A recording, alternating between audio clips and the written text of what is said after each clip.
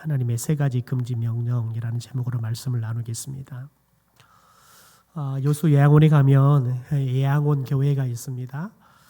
손장호 목사님께서 한센병에서 치료된 사람들을 데리고 또 손장호 목사님이 계실 때는 또 한센병 환자들이 공동체를 이루어 살아갈 때 그 사람들이 중심이 되어서 교회가 세워졌습니다. 그런데 지금은 그곳에 가면 대부분이 아니라 100% 한센병에서 깨끗하게 치유되어서 한센병 때문에 입원해 있는 환자는 없습니다. 단지 이제 후유증 때문에 뭐 손가락이 없어지거나 뭐 여러 가지의 장애 때문에 다른 곳에 가서 살기에는 어려움이 있기 때문에 그곳에서 공동체를 이루어서 살아가는 사람들이 마을을 이루어서 그 마을에 있는 사람들이 세운 교회가 예양원 교회입니다.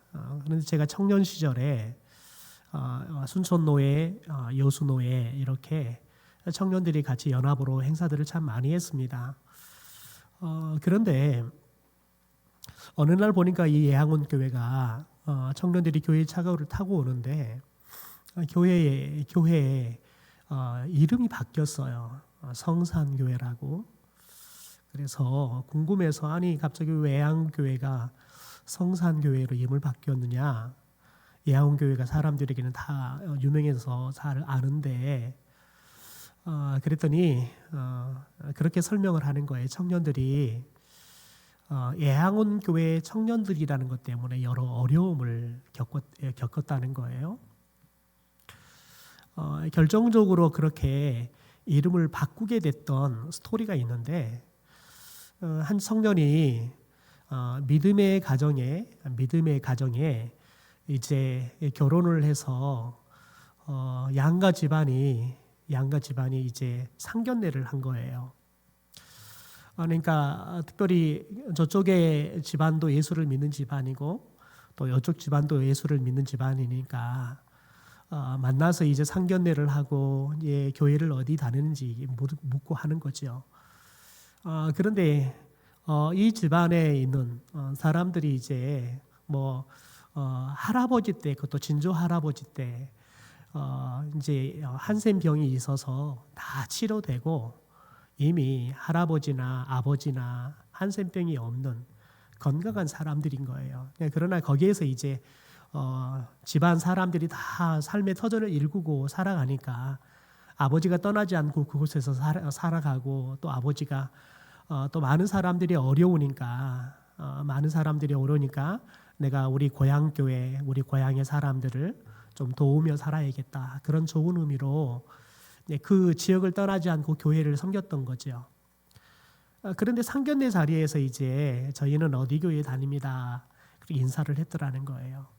근데 이제 이쪽에서 저희는 예양원 교회를 다닙니다라고 인사를 했더니 사돈 쪽의 사람들이 갑자기 얼굴이 확 변하더라는 거예요. 그리고 분위기가 완전히 그냥 침울한 상태에서 상견례를 마쳤어요. 그리고 이제 인사를 놔두고 돌아갔는데 그 다음 날 파혼하자고 연락이 온 거예요. 한센병 환자 집안하고는 결혼할 수 없다는 거예요. 너무 억울하죠. 자기는 한센병 환자도 아니고 우리 아버지도 아니고 우리 할아버지도 아니고 우리 진조 할아버지 때 좀 한센병이 있어서 이곳에 들어와서 지금 이렇게 깨끗하게 나아서 더 이상 우리 집안에는 한센병 환자가 없는데 사돈노에서는 한센병 집안 사람과는 결혼하지 못하겠다는 거예요. 더군다나 한센병은 유전되지 않습니다. 그걸 모르는 사람도 아닌데 아는데 그래서 파혼을 하는 아픔을 겪었다는 거예요. 그래서 청년부에서 공식적으로 당에 요청을 해서 교회의 이름을 바꿔주십시오. 그렇게 해서 성산교회로 이름을 바꿨다는 거예요. 참 아픈 이야기죠. 참 아픈 이야기예요. 왜 그럴까요? 혹시 저 집안과 결혼을 했다가 우리 집안에서도 한센병이 걸린 후손이 나올까 봐 겁이 난 거예요. 전혀 그렇게 유전적으로 한센병이 찾아오지 않는다. 그렇게 의학에서도 이미 결론이 났음에도 불구하고 그런 염려가 있는 거죠. 그러니까 한센병 집안이다 해서 결혼을 않게 되어지는 거죠. 여러분 심지어 그렇게 유전병을 가진 집안에서 많은 젊은 세대들이 결혼을 포기하는 경우들이 많습니다. 괜히 나도 결혼을 했다가 나도 이 유전병 때문에 상당히 어려운 삶을 살고 있는데 내 자녀들에게도 이 아픔을 물려주고 싶지 않다 해서 결혼을 하지 않는 사람들이 의외로 많습니다. 요즘은 이제 딩크족이라 그래서 결혼을 하되 아이를 낳지 않는다라는 약속을 하고 결혼을 하는 젊은 세대들도 많지요. 또 그렇게 또 결혼을 한 사람도 있겠지만 유전병 때문에 그래서 결혼을 포기하는 그런 사람들도 많습니다. 왜냐하면 결혼했다가 아이를 낳으면 나와 같은 병을 가진 아이가 태어날 것에 대한 염려가 있기 때문에 그렇습니다. 여러분 하나님께서 오늘은 남유다 백성들을 향해서 특별히 남유다 백성보다는 이 에레미야 선지자를 향해서 세 가지의 금지 명령을 합니다. 특별히 여러분 이 금지 명령을 하는데 왜 그러냐면 남유다의 심판에 대한 예언을 하기 위해서 이 금지 명령을 하는 겁니다. 그러니까 하나님이 남유다를 내가 심판할 거다. 그래서 이 남유다를 멸망시킬 것이다. 이 말씀 때문에 너 이거 하지 말아라.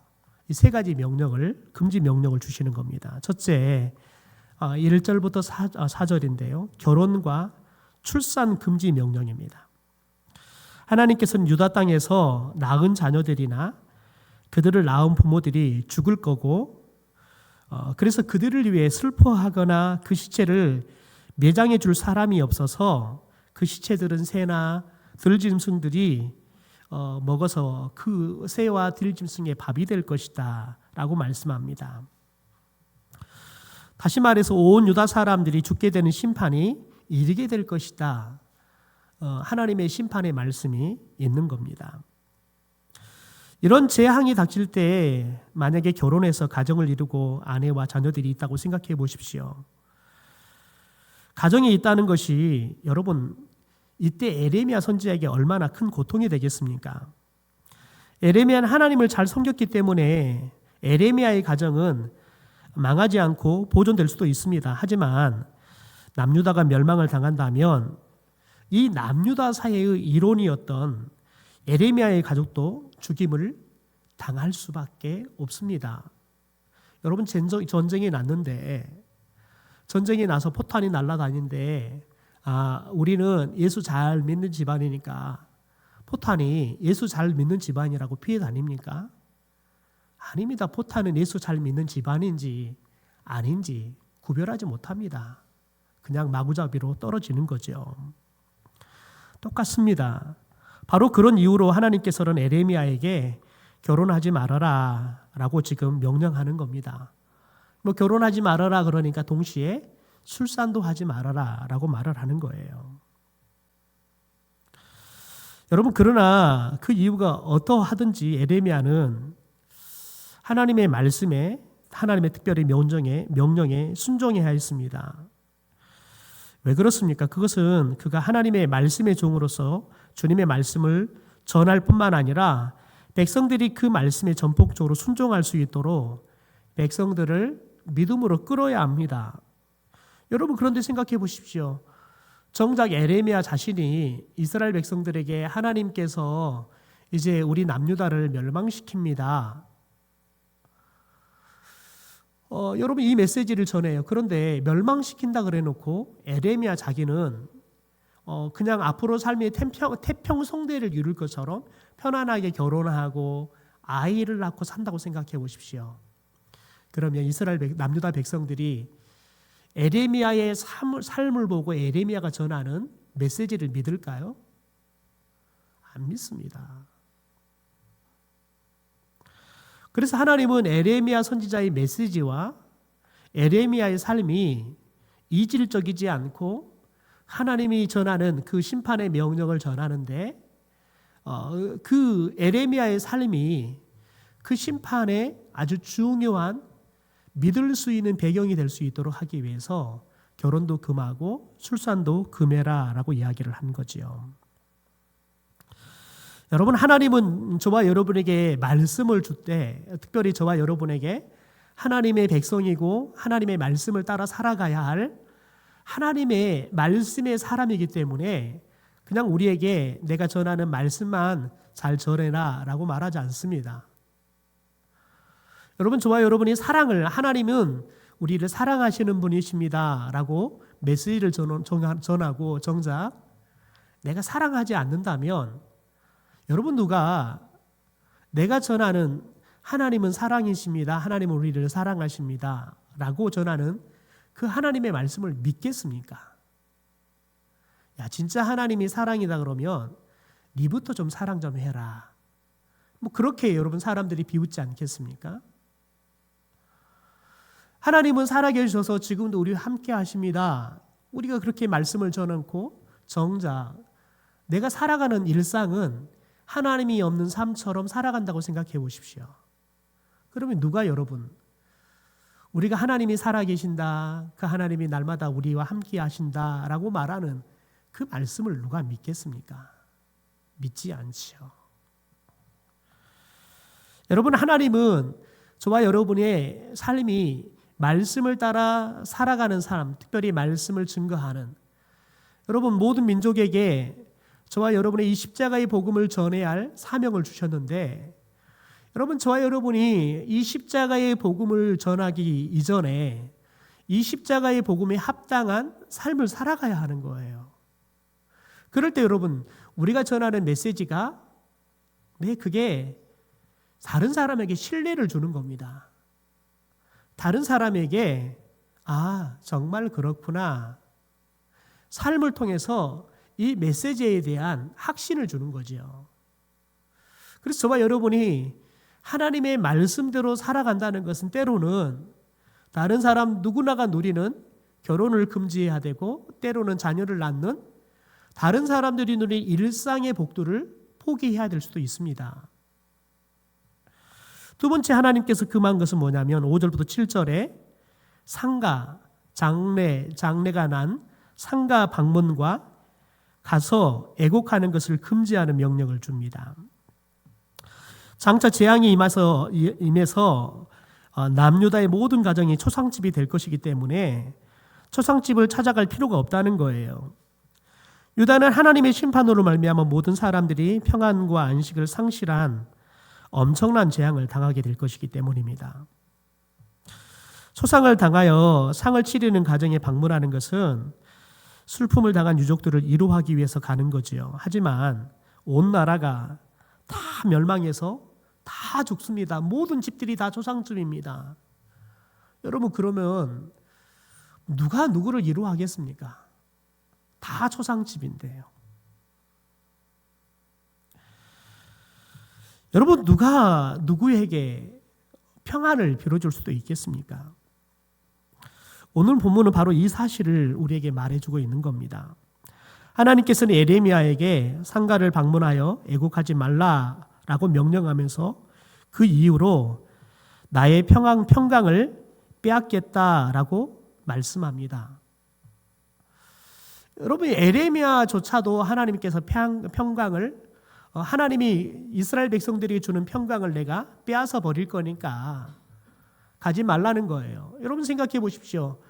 에레미야의 자신의 집은 괜찮을지만 자신의 가문에 있는 자신의 애가의 집안의 사람들도 죽어나갈 겁니다.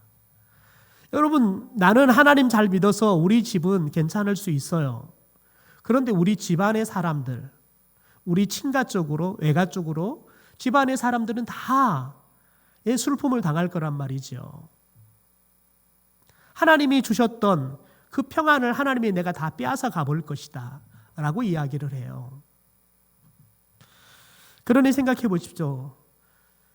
위로할 집이 찾아가서 슬픔을 위로해주고 등 두드려줄 집들이 한둘이겠습니까? 그러니까 상가집 가서 방문해서 위로하고 애곡해 줄 생각하지 말아라 라고 이야기를 해요.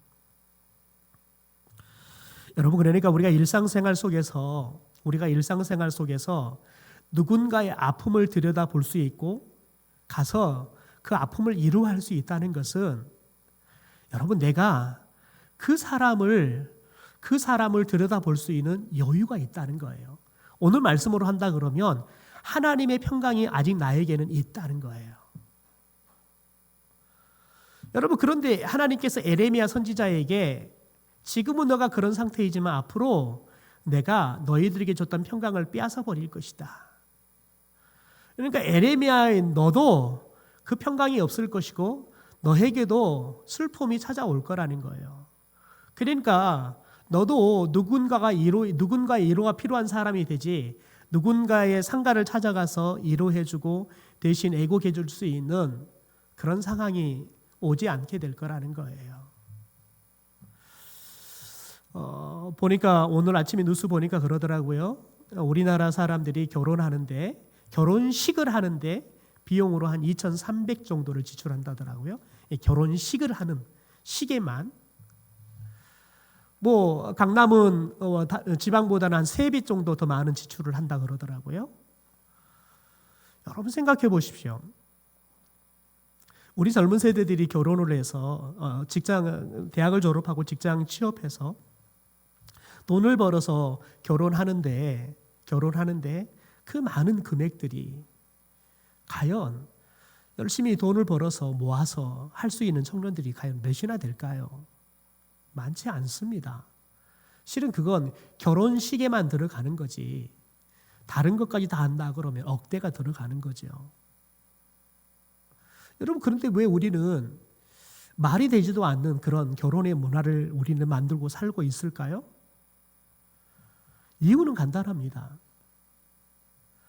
여러분, 젊은 세대에게 결혼의 문화가 맞춰져 있는 게 아니라 돈을 많이 가지고 있는 부모 세대에게 결혼식의 문화가 아직까지는 맞춰져 있기 때문에 그렇습니다. 부모 세대들은 그 정도 결혼식을 하는데 비용을 대는 데는 어렵지 않습니다. 첫째는 이미 내가 다른 집에 대소사를 다니면서 그 정도의 돈을 뿌렸어요. 그러니까 일단은 나도 뿌린 돈만큼 받아야 돼요. 여러분, 그러니까 이게 아무리 이건 뭔가 잘못됐다, 이건 우리가 상식적으로 이건 우리의 생활 수준에 비하면 너무 과한 결혼식을 하고 있다. 아마 큰 부자가 아니면 대부분 다 이 부분에 대해서는 다 공감을 할 겁니다. 그런데 왜 변하지 않을까요? 왜냐하면 내가 뿌린 게 있기 때문에 그렇습니다. 나도 뿌린 것을 받아야 되기 때문에 그렇죠. 여러분, 그 말은 뭐냐면 그만큼 우리가 그래도 아직은 여유가 있다는 거죠. 여러분, 빚을 낼 수 있는 것도 여유가 있기 때문에 빚을 내는 거예요. 진짜 없으면 빚을 낼 수도 없어요. 여러분, 그런데 여러분, 저와 여러분이 누군가의 상가를 찾아가고 누군가를 위해서 함께 울어줄 수 있고 함께 위로해 줄 수 있다는 것은 아직 하나님의 평강이, 하나님이 주시는 안전한 삶이 우리 가운데 있다는 거예요. 여러분, 그것만으로 우리가 충분히 감사할 수 있는 조건이 된 줄 믿습니다. 여러분, 그런데 오늘 하나님께서 에레미야에게 가지 말라는 거예요. 애곡하지도 말라는 거예요. 왜요? 너도 그 집안이 될 거니까요.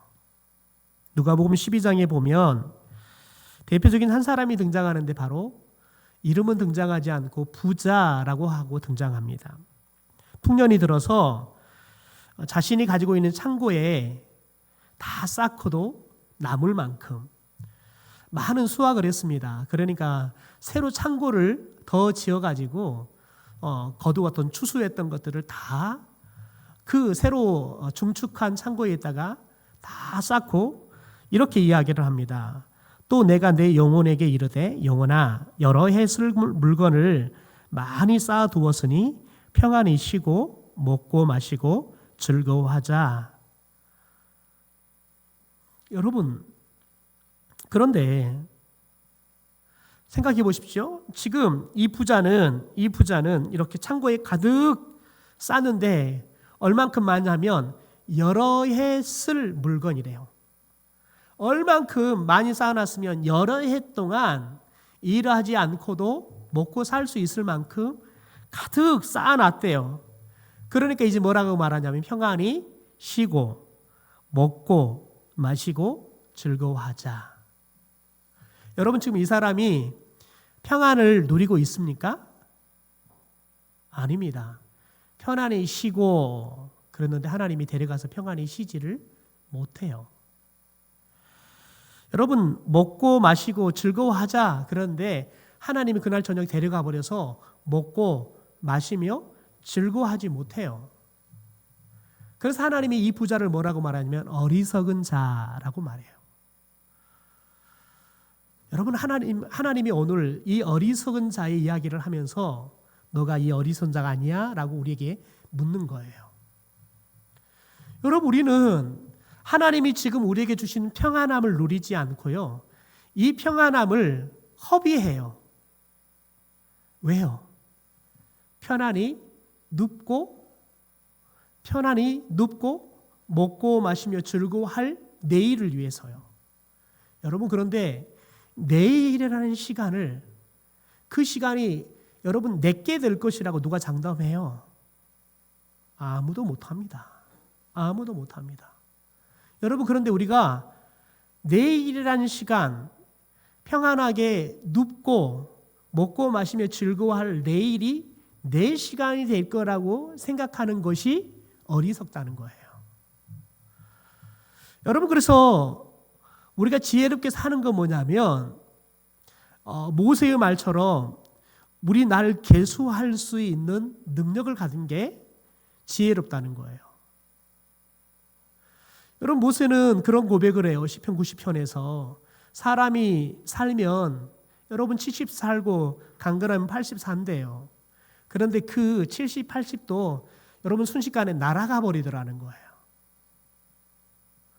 그리고 그 날아가 버린 70, 80도 내가 자랑할 게 뭘까 생각해 봤더니 두 가지더라는 거예요. 수고했던 거, 슬펐던 거. 자랑할 거리는 아니죠. 자랑할 걸 찾았더니 수고했던 거 하고 고생했던 거 하고 슬펐던 것뿐 자랑거리가 없더라는 거예요. 그래서 모세가 뭐라고 말하냐면 우리의 인생이 이렇더라라는 것을 아는 거예요.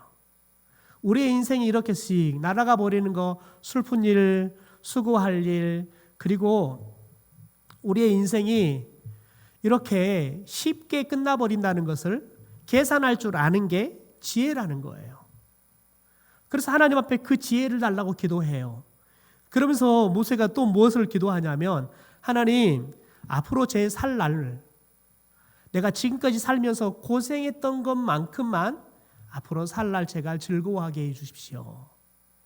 이 말은 뭐예요? 내가 살면서 고생하는 게 너무너무 많아서 살 동안 내가 고생한 만큼만 내가 즐거워하면 충분히 즐거워하고 살 거라는 거예요. 여러분 생각해 보십시오. 모세 같은 인생을 살면 얼마나 환상적이겠습니까? 여러분 중에서 나는 왕족이 아닌데 왕의 집안의 사람이 되어서 40년 동안 왕족으로 살아본 사람이 있으십니까? 아마 우리는 왕궁에 하루 저녁도 머물지 못했을 겁니다. 잠깐 구경하러 들어갔다가 여러분 문 닫는 시간이 되면 나와야 돼요. 모세는 여러분 왕족이 아니지만 40년 동안 그 왕궁에 살았다니까요. 왕족으로요. 여러분 또 40년 동안은 광야에 살고 나머지 40년 동안 하나님께서 모세 이 지팡이 하나 가지고 홍해 바다도 가르고 모세의 기도면 여러분 수만 가지의 기적들이 일어났잖아요. 매일마다 하나님이 먹여주고 입혀주시고 구름기둥 불기둥으로 지켜주시고 옷 한 벌 입었던 게 40년 동안 더러지지도 않고 이게 여러분 40년 동안 그대로 있는 기적 같은 삶을 살았단 말이에요. 얼마나 여러분 판타스틱한 삶이에요. 여러분 그런데 그 모세가 뭐래요? 그런 세월들이 수고하고 여러분 슬펐던 시간이었다고 이야기를 해요.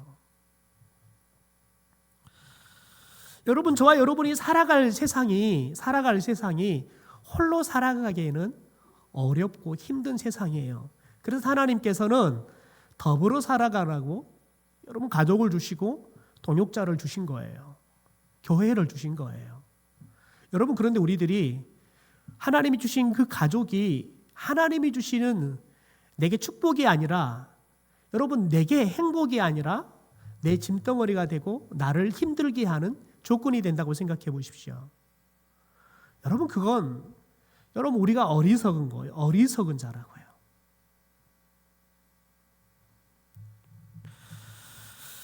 여러분, 지금 남유다 사람들은 마치 오늘 누가복음에 나오는 이 어리석은 부자 같은 사람들입니다. 왜요?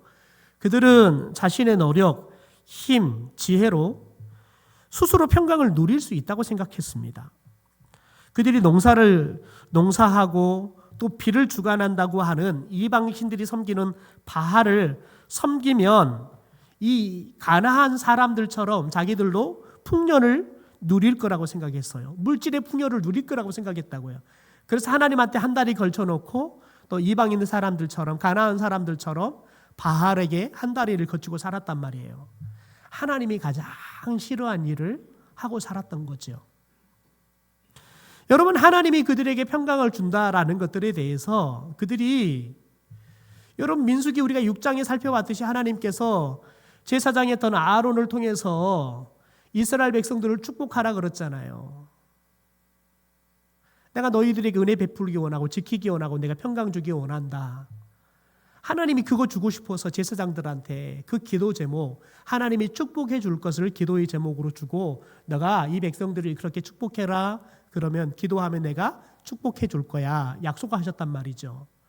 여러분, 그것을 날마다 제사장 앞에 나갈 때마다 들었을 거란 말이죠. 여러분, 그런데 하나님이 우리에게 평강 주시지, 하나님이 은혜 주시지, 하나님이 우리 지켜주시지, 여러분 들었는데 들은 걸 믿은 게 아니라 듣고 한쪽 귀를 흘리는 거예요.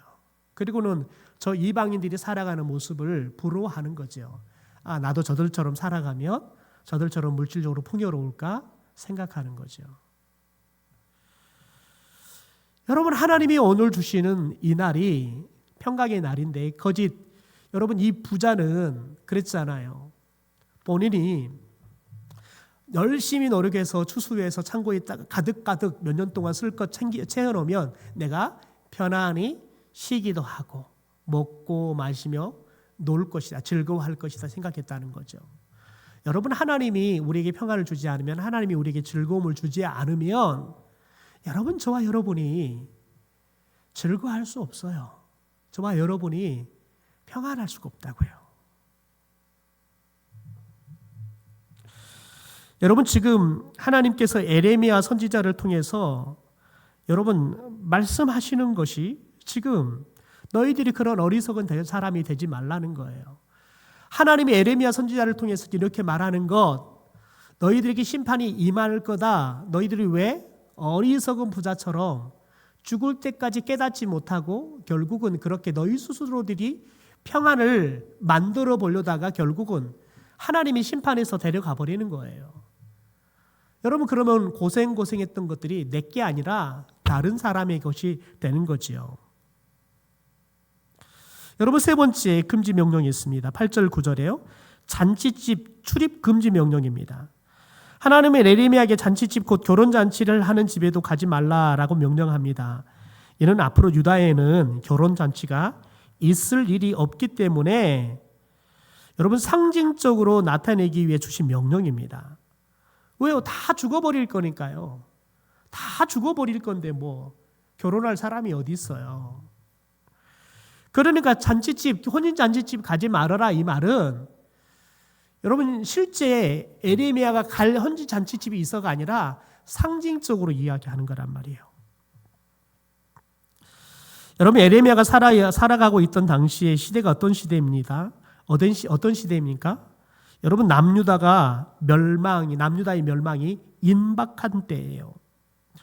그러니까 에레미야 시대 때 남유다가 멸망해요. 에레미야도 동일하게 그 심판, 그 시대 가운데 들어가서 자기도 여러분 바벨론으로, 포로로 끌려가요. 여러분, 하나님께서는 하나님의 계시를 통해 타락한 이 유다가 하나님의 심판을 받아서 멸망할 것이다. 이 사실을 에레미야에게 알려주세요. 또 에레미야에게 이 사실을 남유다에게 전해주죠. 그런데 여러분, 이게 에레미야가 여러분 자기가 전하는 그 심판을 자기가 받아요. 자기도 그 심판 때문에 바벨론으로 포로로 끌려가는 아픔을 겪습니다. 여러분, 그러니까 이런 상황에서 결혼할 사람은 없어요. 상징적으로 이야기를 하는 거죠. 여러분, 평상시의 결혼은 개인적으로 볼 때 가장 큰 축복 중에 축복이고 가장 큰 경사 아니겠습니까? 우리는 그래서 대사라고 이야기를 하죠. 여러분, 그런데 이런 경사스러운 일에 에레미야는 참석할 수 없다라고 이야기해요. 아까도 처음에 이야기했듯이 여러분 생각해 보세요. 에레미야가 야, 하나님이 우리 심판한다 그래. 여러분, 그래 놓고 남의 결혼식 하는데 찾아가서 여러분 축하한다고 생각해 보십시오. 여러분, 그게 메시지야 맞나요? 여러분, 결혼을 할 수 있어요. 그런데 찾아가서 그 결혼식을 축하할 수 있어요? 여러분, 좀 있으면 신혼생활도 못하고, 남편들은 끌려가 전쟁터에 죽을 것이고 신부는 끌려가서 성노리개가 될 거예요. 여러분, 그런데 그렇게 앞으로 여러분 곧 미래가 처참한 미래가 펼쳐질 건데 새 가정이 펼쳐지지도 못하고 비참한 상황이 이 가정 안에 닥칠 건데 가서 축하한다고요?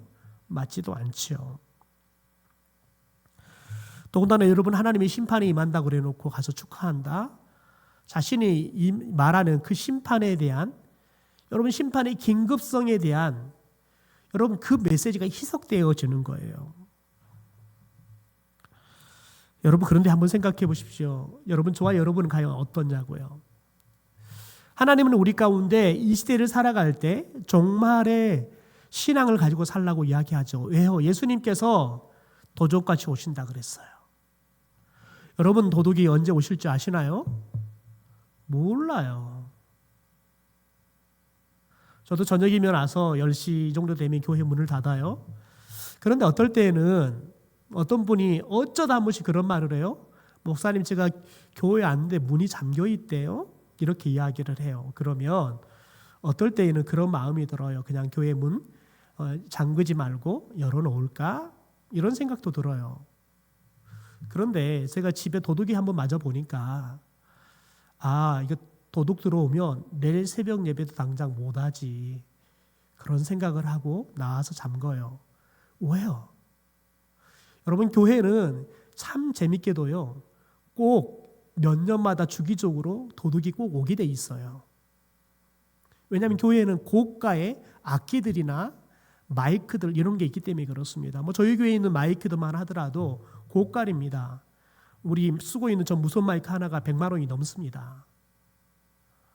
가지고 가서 팔면 50만 원은 받을 수 있습니다. 큰 돈이 되죠. 호주머니 넣고 가면 아무것도 좀 누가 무심하겠습니까? 여러분, 그러니까 도둑이 언제 올 줄 모르니까 문을 잠가야 하는 거예요. CCTV 설치해놔도 CCTV 있어도 잃어버리면 여러분 찾는 것도 어렵고, 찾는다 하더라도 여러분 도둑이 드는 여러분 그 간담이 서늘한 여러분 그 경험은 별로 찾아도 여러분 좋지 않은 경험은 사라지지 않아요. 여러분, 주님이 도둑같이 오신다 그랬단 말이에요. 여러분, 주님이 언제 올지 모른단 말이에요. 여러분, 그런데 우리는 과연 종말론의 신앙을 가지고 살고 있냐고요. 우리는 아침에 출근하면서 그러죠. 학교에 다녀오겠습니다. 네, 직장 잘 다녀오겠습니다. 인사하는데 여러분, 우리가 다시 집에 돌아올 수 있다는 보장을 누가 합니까? 저희는 제일 큰 매형께서 저녁 때가 다 되었는데 저희 큰누님에게 너 잠깐 나갔다 들어올게. 그 후 30분 후에 전화가 왔습니다. 병원에 시체로 발견됐습니다. 병원에 시체로 실려왔습니다. 도대체 왜 죽었는지를 모르고 그냥 도로 가는데 오토바리 채 그냥 또랑에 빠져서 죽어 있는 그 모습을 그냥 보고 트럭에다 실어다가 병원에 응급실에 갔는데 죽어 보이니까 영암실에 갔다가 넣어놓은 거예요. 그리고는 찾아서 신원 확인해가지고 가족에 내 병원인데 한번 오십시오. 병원에 오라 그러니까 좀 다쳤나 보다 갔더니 영암실에 죽어 있었습니다. 그냥 어서 내가 빨리 갔다 올게 하고 나갔는데 내 영혼이 돌아오지 못했습니다. 여러분 누가 내가 30분 후에 돌아와서 가족들하고 내가 편안한 밤을 맞이할 수 있다고 누가 장담할 수 있습니까? 아무도 할 수 없습니다. 여러분 우리가 종말론적인 신앙을 갖고 있다 그러는데 우리는 천년만년 살 것처럼 오늘을 살아가지요. 여러분 그러면 우리의 믿음을 누가 신뢰할까요? 여러분 하나님께서는 저와 여러분에게 이거 하지 말아라 라고 명령할 때에는 왜 하지 말라 그러냐면 우리가 입으로 증거하는 이 복음에 합당한 삶을 살아야 하기 때문에 그렇습니다. 그럴 때 여러분 우리가 입으로 전하는 이 복음이 생명이 있기 때문에 그렇습니다. 듣는 사람들에게 신뢰를 주기 때문에 그렇습니다. 저희가 이제 다음 주면 항존직을 뽑을 건데요. 여러분 제가 정말 고심이 큽니다. 여러분 진짜 저희 교회의 핵심 가치가 여러분 보십시오. 7번째 지역 복음화, 세계 복음화를 책임지는 선교 공동체입니다. 여러분 이렇게 날마다 동네에서 대판 싸우고 그러는데 뭐 지역 복음화가 되겠습니까? 여러분 이렇게 우리들이 날마다 그리스도인으로서 합당한 삶을 살지 않고 복음을 전하면 누가 우리의 복음을 믿겠습니까?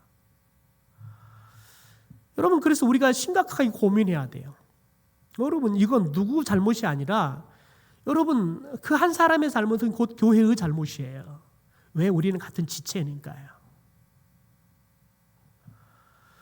여러분 그래서 우리들이 우리의 믿음이 지금 이 상태로는 지역 복음화는커녕 여러분 당장 여러분 내 안에 하나님의 나라가 있냐고요.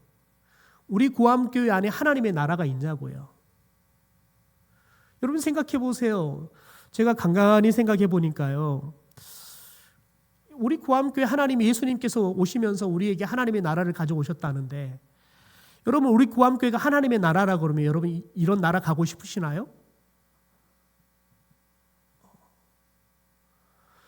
여러분 이건 우리가 정말 생각해 봐야 돼요. 지금 예수님께서는 우리 안에 하나님의 나라를 가져오셨다라고 말해요. 그러니까 우리가 하나님의 나라예요. 우리가 하나님의 나라의 삶을 좀 사는 거예요. 여러분 그런데 여러분은 하나님의 나라를 살고 있냐고요. 여러분의 삶이 하나님의 나라라 그러면 그런 나라 여러분 다른 사람한테 하나님의 나라 이래. 그러니까 나랑 하나님의 나라 가게. 그러면 여러분 다른 사람이 와 하나님의 나라 대단한 거야. 나도 가고 싶다. 여러분 그렇게 말하겠나요? 어떤 목사님이 그런 말을 하더라고요. 교회에서 우리의 모습은 우리의 삶이 투명하다 그러면 그래도 교회에서 모이는 모습은 괜찮을 건데 우리가 개인적으로 살아가는 삶이 다 투명한 삶이다 그러면 과연 우리가 부끄러움 없이 우리의 삶을 다른 사람에게 하나님 앞에 보여줄 수 있는 사람이 몇이나 될까요? 아무도 없을 거예요. 여러분 아무도 없을 거예요. 왜요? 모두가 죄인이니까요. 여러분 저와 여러분이 우리 안에 하나님의 말씀이 살아있냐고요. 우리 안에 예수님이 가져다 주신 하나님의 나라가 있냐고요. 여러분 저와 여러분이 하나님의 나라에 합당한 삶을 살아야 하는 거예요. 그래서 지금 에레미야에게는 하나님께서 이거 하지 말아라 저거 하지 말아라. 여러분 인간으로서 기본해야 할 도리 아닙니까? 여러분 생각해 보십시오. 에레미야에게 하지 말라는 게 뭡니까? 에레미야에게 하지 말라는 거 여러분 결혼하지 말아라 애 낳지 말아라. 여러분 이건 하나님이 주신 축복을 누려야 되는 거 아닙니까? 여러분 하나님께서 생육하고 번성하라 그랬습니다. 그런데 결혼하지 말아라 애 낳지 말아라. 왜요? 그 하나님의 말씀이 이루어질 시대가 아니기 때문에 그렇습니다. 여러분 저와 여러분이 남이 아프면 남이 장례를 나면 가서 찾아가는 거죠. 여러분 잔치집에는 안 가더라도 장례식장은 가는 거예요. 그런데 하나님이 그거 하지 말래요. 왜요? 하나님의 말씀이 사람들에게 보여야 하니까요. 여러분, 때로는 저와 여러분이 이거 하고 싶지만, 인간적인 도리 하고 싶지만, 하나님의 말씀, 하나님의 나라를 사람들에게 보여주기 위해서는 저와 여러분이 당연히 누구나 할 수 있는 사람의 도리를 때로는 포기해야 돼요. 그럴 때 여러분, 하나님의 말씀이, 하나님의 나라가 우리의 삶을 통해서 사람들에게 보여줄 수 있기 때문에요. 그러니까 늘 우리의 삶에 초점이 어디 있어요? 내 삶이 과연 하나님의 말씀을 사람들에게 증거할 수 있는 삶인가를 늘 조명해 봐야 돼요. 내 삶이 이렇게 살아가는 것이 사람들에게 내 삶 속에 임한 하나님의 나라를 보여줄 수 있는지를 돌아봐야 한다고요. 여러분, 하나님은 그래서 우리의 일상을 집중하기를 원하세요. 우리의 일상이 하나님의 말씀을 드러낼 수 있는 삶인지, 우리의 일상이 하나님의 나라를 사람들에게 보여줄 수 있는, 하나님의 나라가 사라지고 있는 삶인지를 우리에게 집중하라는 거예요. 여러분, 한번 곰곰이 하나님 앞에 좀